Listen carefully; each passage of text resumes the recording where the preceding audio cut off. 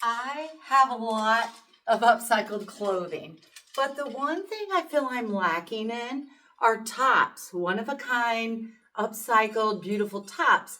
So I'm on a mission to start making more, and that's what we're doing today.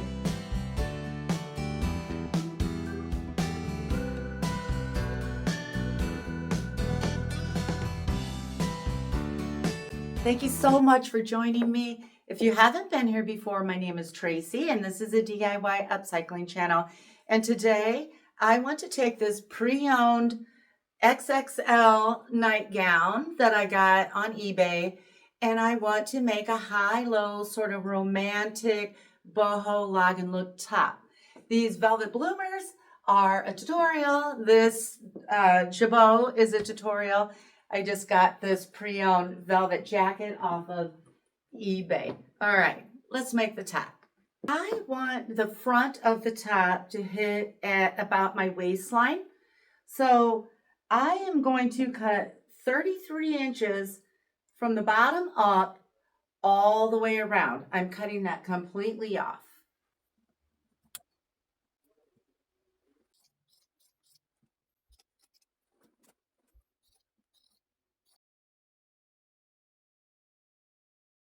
Here's the long piece I cut off the gown.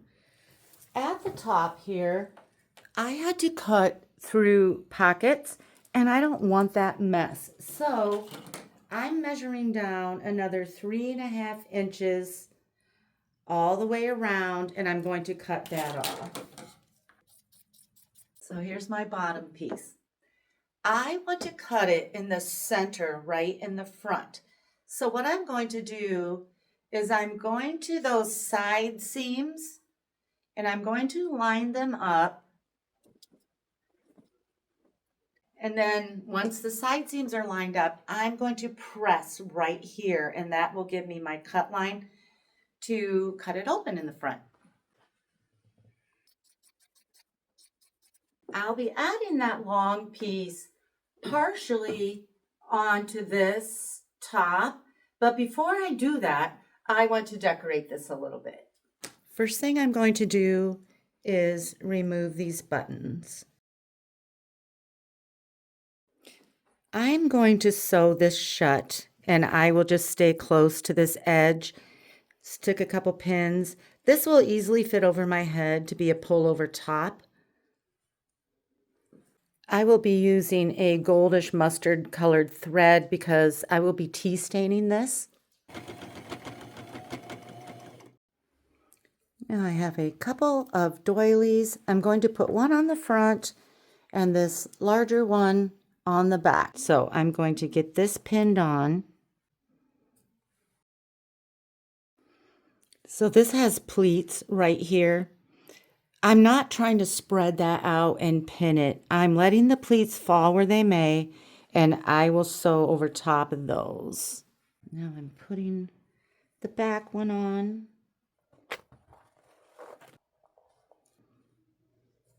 Now that these are pinned on, I'm going to sew them. I will stay fairly close to the edge with a medium-sized zigzag stitch. I have a pretty button that looks like this because you can still see one of the buttonholes. I'm going to sew that right there. It won't be functional, but decorative.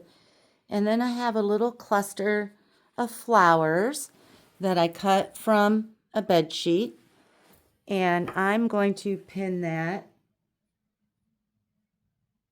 about there.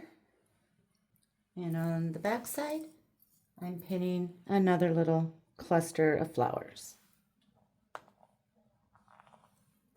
Now I'm going to get both sets sewn on.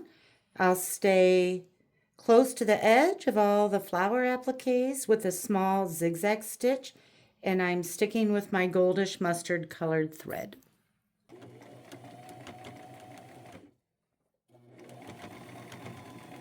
So pretty. Now I want to work on that bottom piece. So here's my bottom piece, and this is where we cut that middle open, and it has a raw edge. What I want to do is go to my ironing board And I'm going to fold this on top of itself, right sides together, and press 1/2 inch sort of hem. And I'm going to do that on both sides.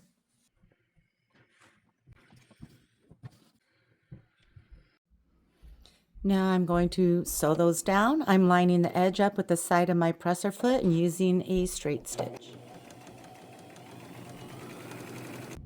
Now what I want to do is trim this. This is where we just hemmed the kind of the opening here with lace remnants, lace pieces.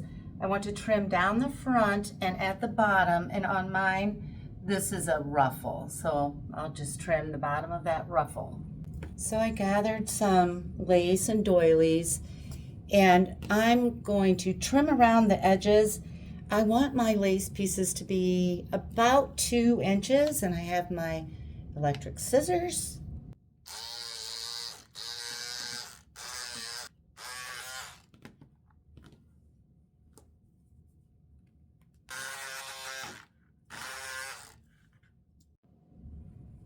This one's really long, so I'm going to cut it in half because I'll be alternating these different pieces.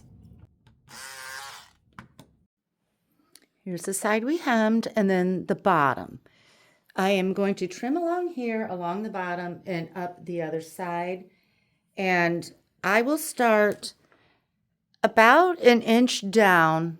This will be the top because I'll need to sew this still. So I'll start 1 inch down, and I'm going to lay these.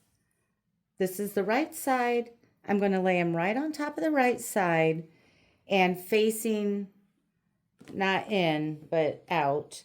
And I will do just a tiny bit of pleating if the lace seems to need it. So I'll sew that with a zigzag stitch. When I get to the end, I'll take another one, overlap it about 1 inch, continue stitching all the way around, along the bottom and up the other side. There's our hem with the raw edge. I'm just barely covering that raw edge.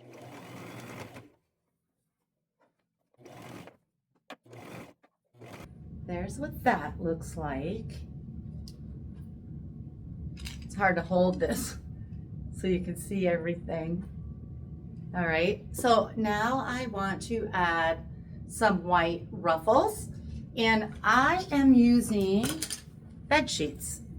And I started with a 6-inch wide strip. Now, there are 2 here pieced together. There are 2 lengths of a bed sheet. I just want plenty so that I don't have to do any measuring or pinning. I'll just pleat around and hopefully I'll have plenty here. So I sewed those together with a 1/2 inch seam allowance, cut the raw edges with the pinking shears. I'm at the corner where I'm going to start down at the bottom of that piece. And I want my first ruffle to look about like this, overlapping this lace a little bit.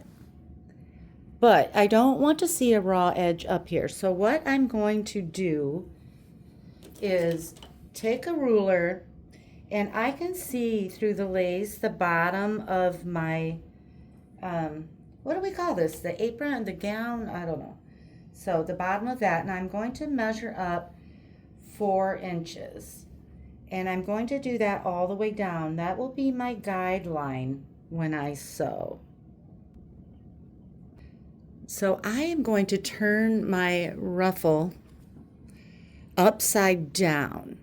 So I will lay it like this. And once I get it sewn, I'll lay it over like this, do a top stitch, and it'll be nice and clean. I will come close to that lace that I sewed right there. And I will line this edge up with that blue mark that I made all the way down when I sew. Except I will be doing some gentle pleating, just like every 1.5 inches or so, overlap it about 1/4 of an inch. And I will do that all the way down, and I will use a straight stitch. I'm lining the edge of this ruffle up with the side of my presser foot.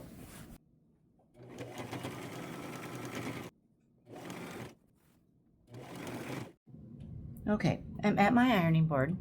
Here's my bottom. Here's the ruffle I just sewed on, and there's that seam.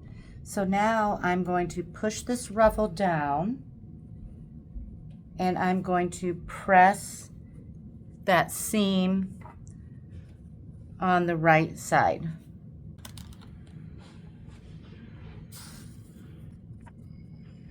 Now that seam that we just pressed, I'm going to come below it 1/8 of an inch with a straight stitch and top stitch that whole thing. Okay, before I top stitch it, I made a decision to cut about 1 inch off the bottom of this bedsheet ruffle because I wasn't able to see the lace. So you might want to go up, instead of 4 inches, go 5 inches. Now I'll top stitch it. Okay, now my top stitching is done. And the last thing I want to do to this ruffle is go around the edges with a medium-sized zigzag stitch, staying close to the edge. That will reduce excess fraying. It will fray a little bit and be cute. It's all part of the boho look. But if you stitch it there, it will keep it from coming completely unraveled.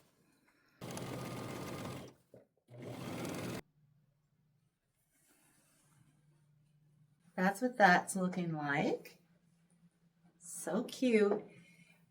I'm going to add more ruffles, and they're going to be done exactly the same, except the measurements will be a little different. Now I have a ruffle that is 4.5 inches tall or wide, and my marks are 5.5 inches up from the top of this ruffle. And I will sew this upside down, right sides together, right on that line, and do everything like we did this ruffle. Now I have another 4.5 inch ruffle, and I did the same thing, mark up 5.5 inches from here, and now I'll go get that sewn on. Here's what it looks like. So cute.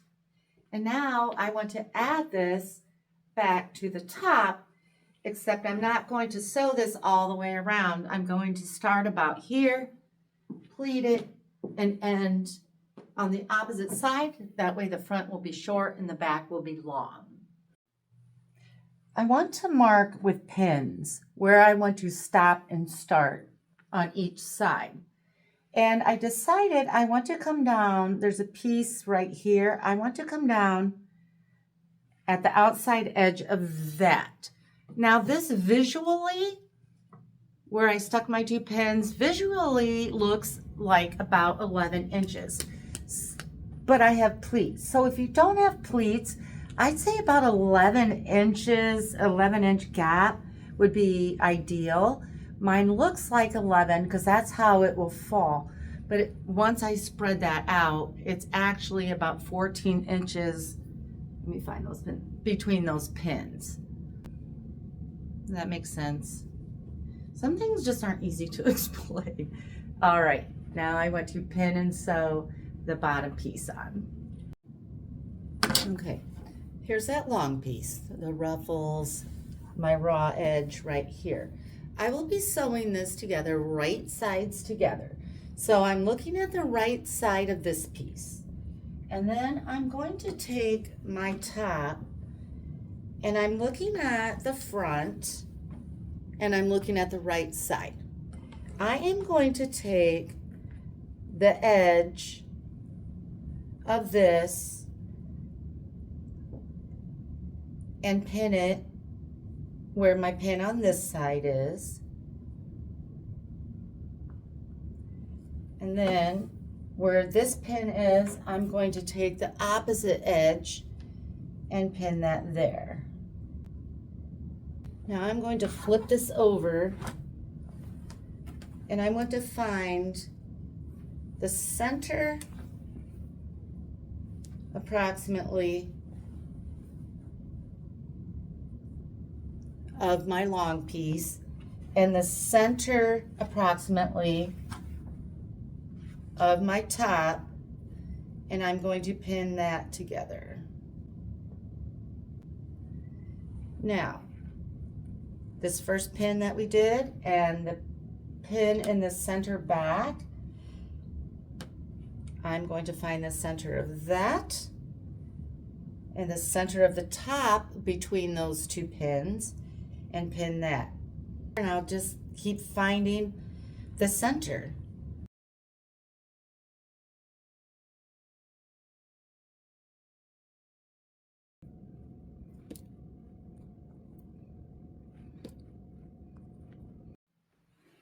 Now that everything's pinned, I'm going to sew this together with 1/2 inch seam allowance.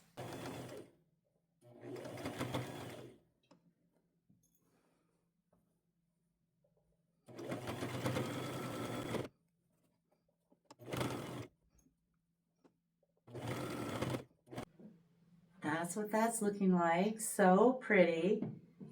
And now what I want to do, and I won't take you to the machine because it's basically just like we did with the ruffles. You just press that down, and then on the outside, I'm going to run a top stitch about 1/8 inch down right below that seam. Okay, before I tea stain it, the last thing I want to sew is some lace right at the bottom of the short part of the shirt.